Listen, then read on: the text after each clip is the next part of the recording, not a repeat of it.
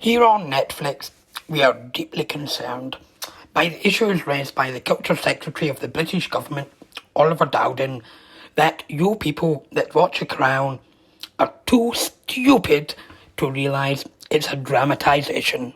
From now on, we shall place a disclaimer at places where we have imagined what might have been said between the royal family.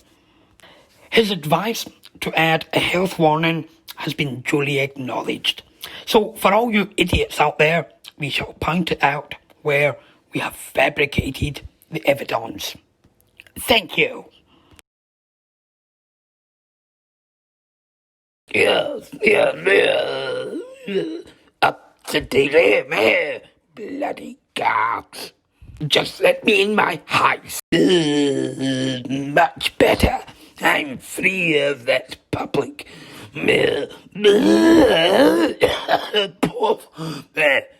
Much better. I'm back to normal.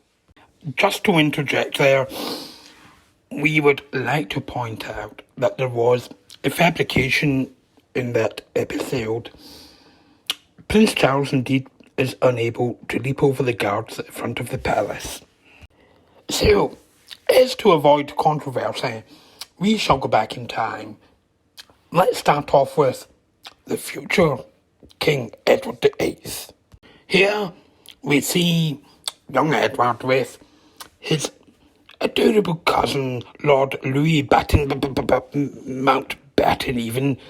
Why did they all change their names in 1917 to bloody German? But, as you see, they were very close. Young Edward, as we can see from this photograph, had a penchant for dressing up as a young lady. However, I cannot ascertain if that is Wallace Simpson looking over his left shoulder. Here again, we see young Edward with his little favourite sailor. Hello, sailor. Does my ass look big in this kimono? Of course, during the 1930s, this type of behaviour was frowned upon in Britain. But, if you're a member of the royal family, perfectly acceptable.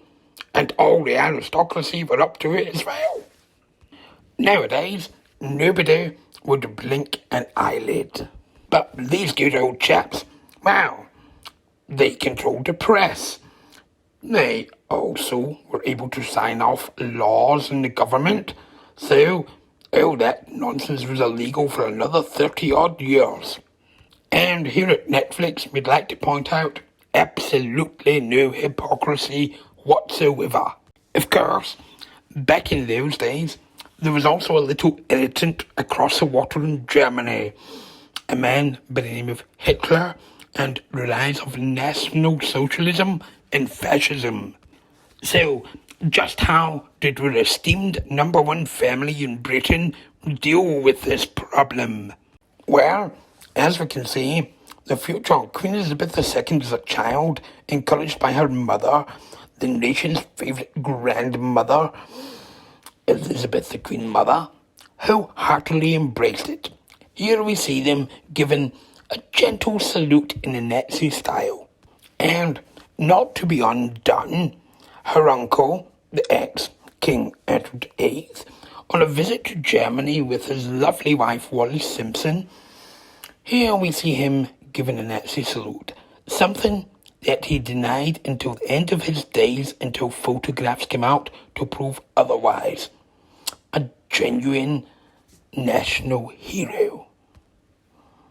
A man who advocated to the Germans that they should bomb Britain into surrender, and that he should be put back in the throne in place of his brother, with his lovely wife Wallace being his queen.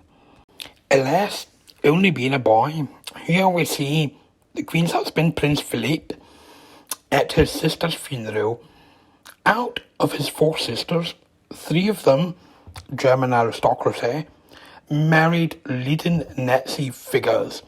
Here we see Philip in a funeral procession with leading Nazis, with the crowd all giving their Heil Hitler salute.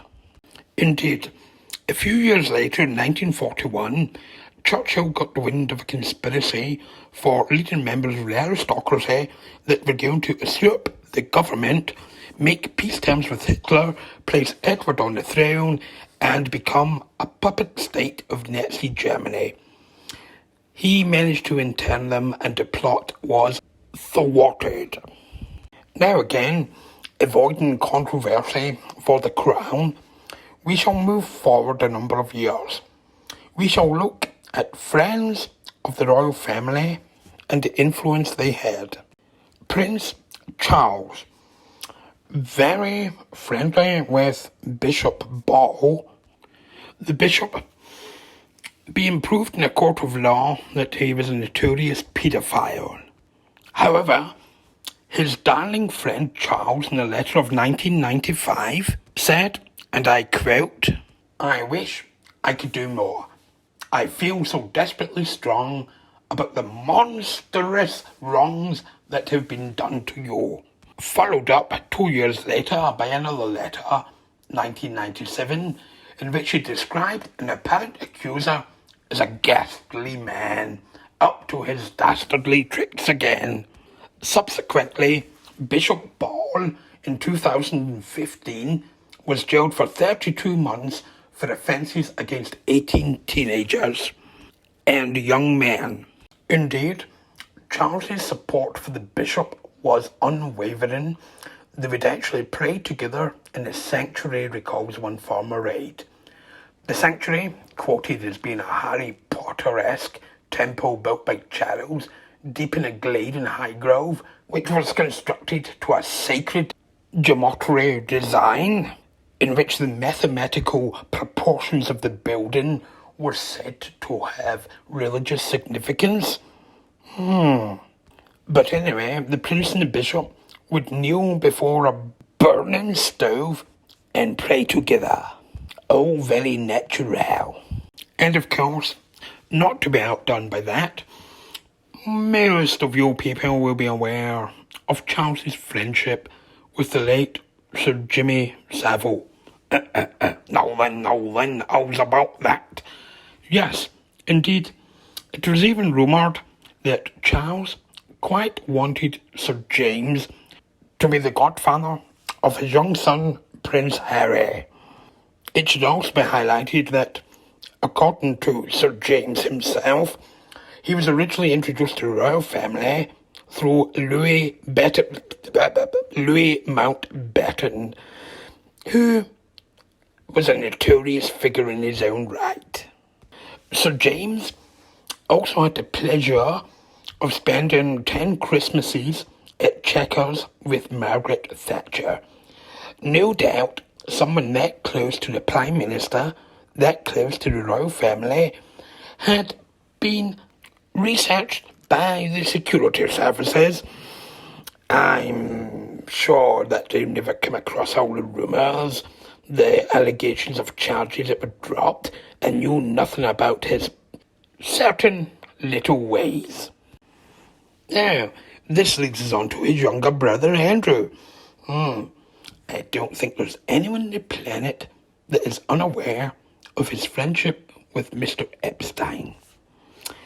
Need we say more? Anyway, here at Netflix, we have decided that to get the truth and a balanced affair of things that happened, we shall employ one of them. So young Harry and his lovely wife Meghan, for the cost of $100 million plus, we have got them on board. After all, there's nothing that money can't buy.